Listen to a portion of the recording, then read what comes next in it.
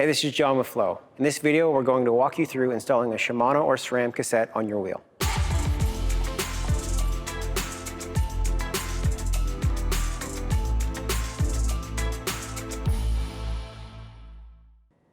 If you've ordered your FLO wheel with a Shimano SRAM style free hub, you're going to want to install a Shimano SRAM style cassette. Now, out of the box, this is going to be an 11-speed free hub body. If you have a 10-speed cassette, you're going to want to use the supplied 1.8 millimeter spacer, also known as a 10-speed spacer. Before you put your cassette on, if this was a 10-speed, you would place this spacer on. And that will give you the required spacing to allow that 10-speed spacer to work. You don't have to redish the wheel or anything like that, it just works out of the box. The cassette that we're going to install today is 11-speed, so we do not need that.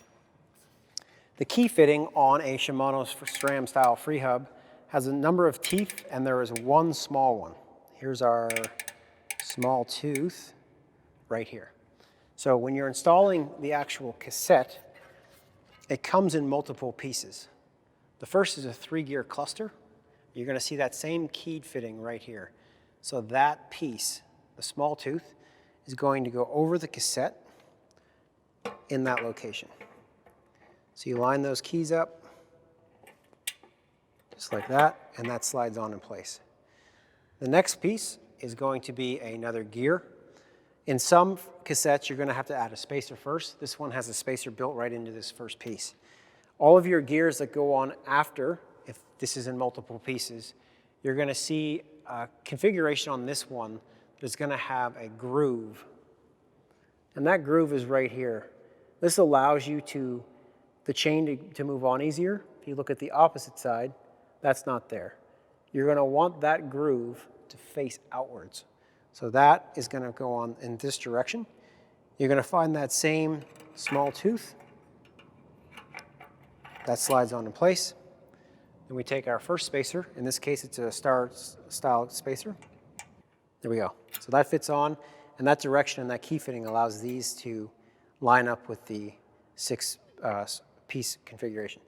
Once that spacer on, we move on to the next one, and we find that small tooth. Again, making sure that those pieces are facing outwards. That goes on like so. And we add our next spacer. Next largest ring.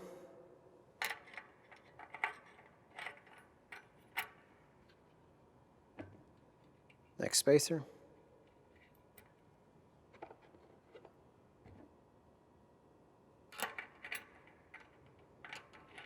Just like that. Now all cassettes are slightly different. Some of them will have a spacer that goes on the back.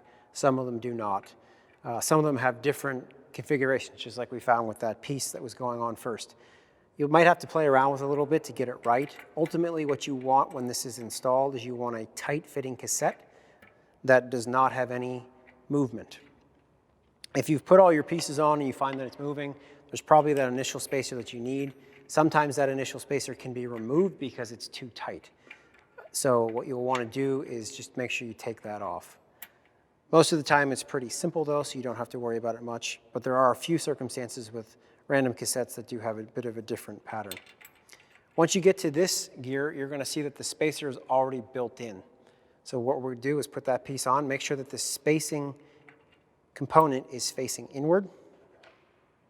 Same with this one. This is going to be our last one. There's our tooth there. And make sure when you place this on that it seats down flush, so that if you look between the gears, it looks like there's no space. If that's slightly off, it can still go down, but it doesn't seat properly, so you'll see a larger space on one side than the other. There, with that securely in place, a lot of times it's easier to lay this flat.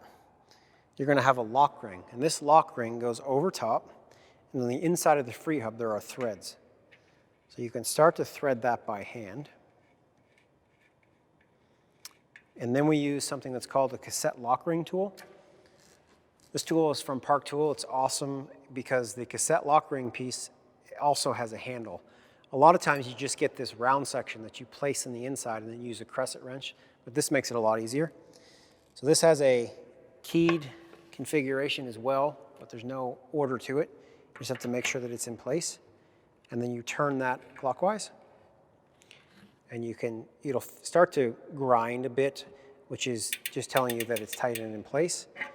Feel a few of those clicks, and then you're good to go. You have a fully installed cassette. One thing you can look for on this style of cassette is if you spin it, your gears should all look like they are moving in a continuous path. If any one of the gears has a bit of a wiggle or a movement to it, that means that something's not quite straight, so you want to make sure you'll reinstall that. If you want to remove this cassette, we have another tool that we use. This is called a chain whip tool, and this allows you to basically push in the opposite direction so that you can unthread that lock ring. The way a free hub works is that when you're tightening it, turning to the right, that free hub locks in place. If I try to loosen it, the free hub disengages and we can't turn it, it just spins. So this tool allows us to hold that cassette in place. Now you want to be able to push in the opposite direction. So we're going to want to turn this tool counterclockwise. So we want to make sure that we can push this one clockwise, which means that we want to lay the chain over in this orientation. If I were to lay it this way, then I'm pushing the same way as my wrench, and that's not going to work. So you line up the teeth here, then the chain wraps over the different gears, place this tool in, and then you're able to turn that in the opposite direction, holding that in place. With that loose, you can take off your chain whip tool. You can lay this flat. One of the reasons I lay this flat is because if I pull this off and my gears fall off, you end up losing the order of your cassette. So with this lock ring off, you can grab the bottom of the cassette and the top, and then you can slide it all off in one single piece. That way, you can put a quick tie or something through here so that all your pieces are in order. If you don't, a lot of times what happens is these get mixed up and you have to sort everything back.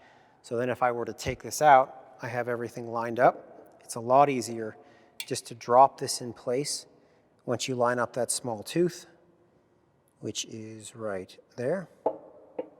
And then instead of placing each piece on, the whole thing can go down in one.